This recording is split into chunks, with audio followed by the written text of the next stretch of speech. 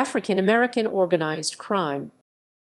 In the 19th and early 20th centuries, African American organized crime emerged following the large-scale migration of African Americans to major cities of the Northeast, Midwest, and later the West Coast. In many of these newly established communities and neighborhoods, criminal activities such as illegal gambling, such as the numbers racket, speakeasies, and bootlegging were seen in the post-World War I and Prohibition eras. Although the majority of these businesses were operated by African Americans, it is often unclear the extent to which these operations were run independently of the larger criminal organizations of the time.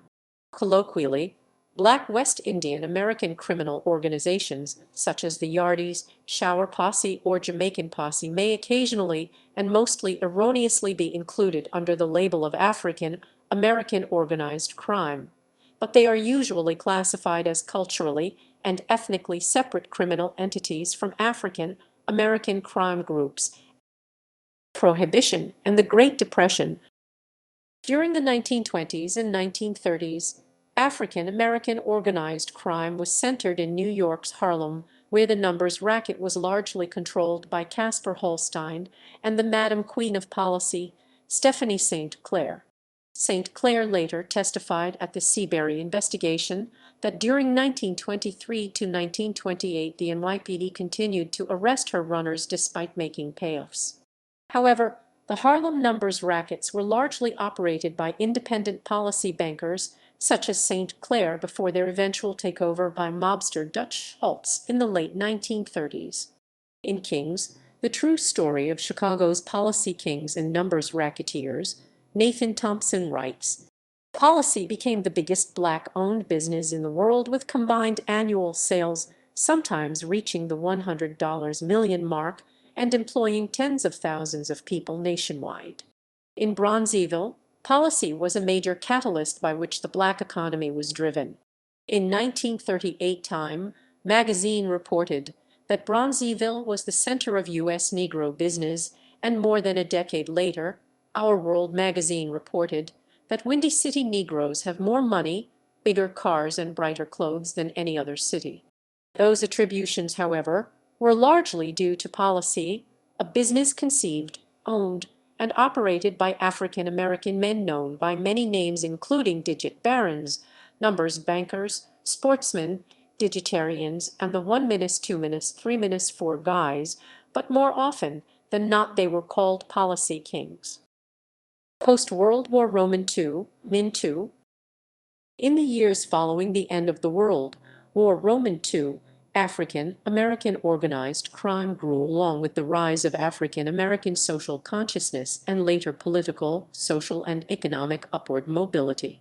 Many of the major drug traffickers in the United States emerged during the early to mid-1960s, such as Leroy Nicky Barnes, Guy Fisher, and Frank Lucas, taking advantage of the increasing political strength during the civil rights movement. Previously dependent solely on the political and police protection of New York's five families, African American gangsters were more able to negotiate with outside criminal organizations, and the mafia's control over the ghettos began to wane. By the early 1970s, the large narcotics empires created by Nicky Barnes, Frank Matthews, and Frank Lucas began expanding beyond Harlem as Lucas sought to ultimately control a large-scale drug trafficking operation by gaining control of a network from Indochina directly to the streets of ghettos across the coast. Other criminal groups started smuggling marijuana and cocaine in cities including New York City, Baltimore, Washington, D.C., as well as in New Jersey, California, Florida, and Toronto, Ontario, Canada.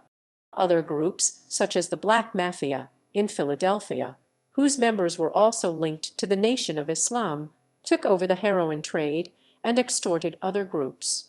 Later, a younger group paying homage to the Black Mafia named themselves the Junior Black Mafia and were also heavily involved in drug trafficking, specifically crack cocaine, during the mid-1980s to early 1990s.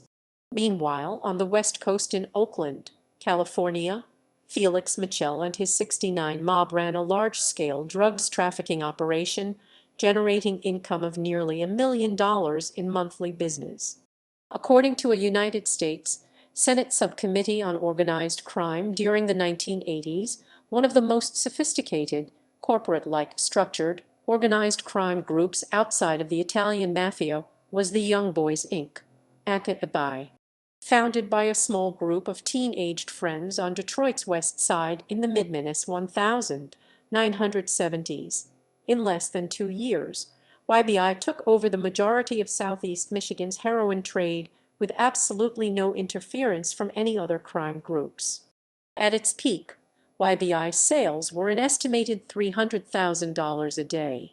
The murder of one of the founders, Dwayne Davis aka Wonderful Wayne, and a series of federal indictments on 2 of the remaining bosses and 40 of the top lieutenants crippled YBI in 1982.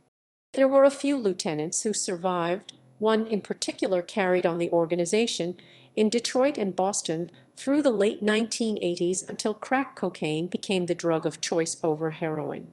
Most recently, highly structured African American gangs have made headlines for their ability to pull in hundreds of millions of dollars in illegal drug profits.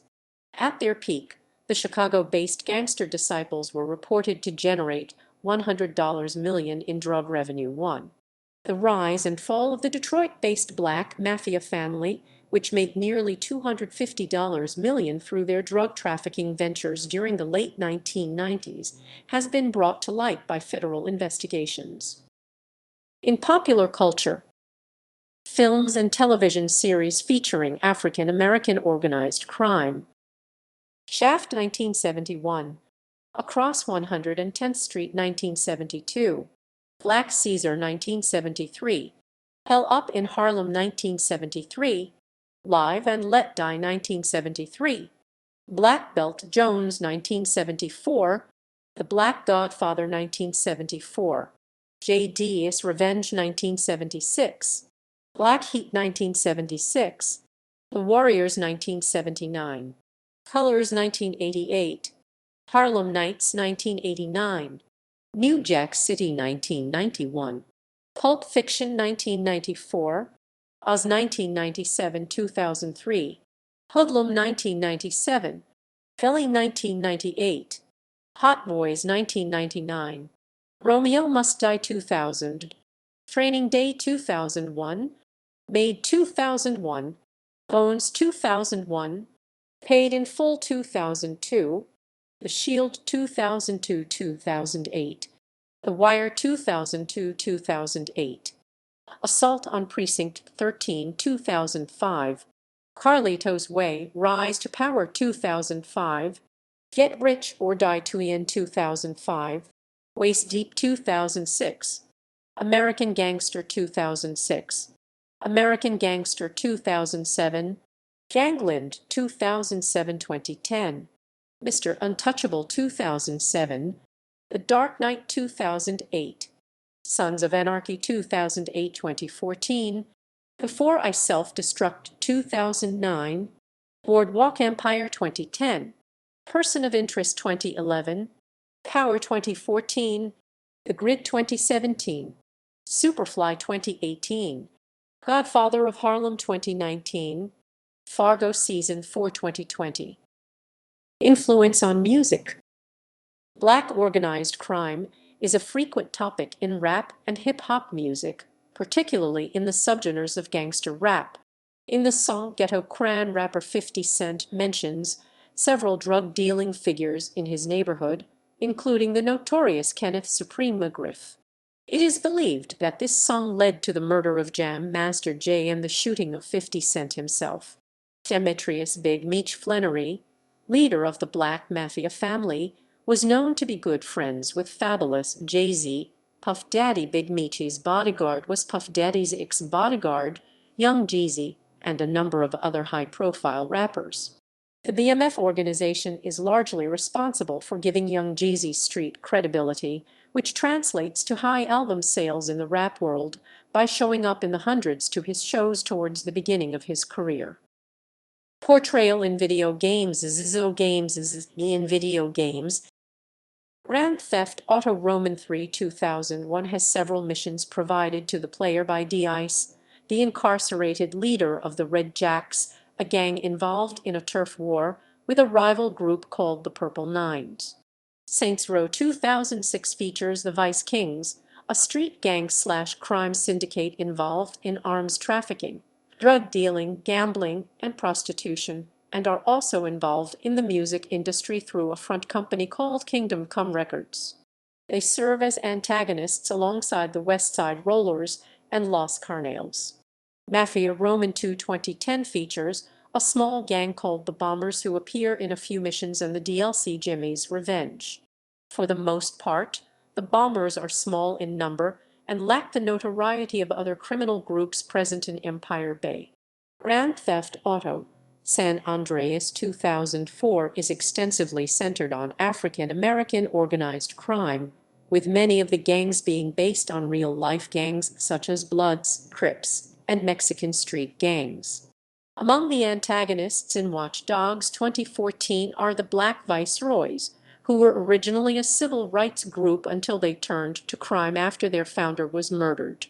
Under their current leader, Army veteran Dilford Iraq Wade, the Viceroys have become one of Chicago's most powerful criminal outfits, with Iraq training a select number of members in advanced combat and communication technique. He also forms an alliance with the Chicago South Club, an Irish mob group, to provide security for club operations. The majority of the Viceroy's revenue stems from traditional drug manufacturing and marketing operations, but also includes embezzlement, extortion, bribery, kidnapping, and even cybercrime. It is stated in the game that Iraq's vast collection of blackmail is the only reason the local authorities have not made much of an effort to stamp out the Viceroys. In Mafia Roman 3 2016, the protagonist Lincoln Clay is a member of the Robinson clan, a black mafia family in a fictionalized New Orleans, who are later massacred by Italian-American mobsters who give their territories over to the Dixie Mafia. The game also features a Haitian mafia led by Cassandra, a Haitian Mambo. They specialize in gun running and marijuana trafficking, and initially oppose Lincoln until he absorbs them into his criminal empire. However, if he chooses to antagonize them by denying them new territories, they may break their alliance and declare war on him.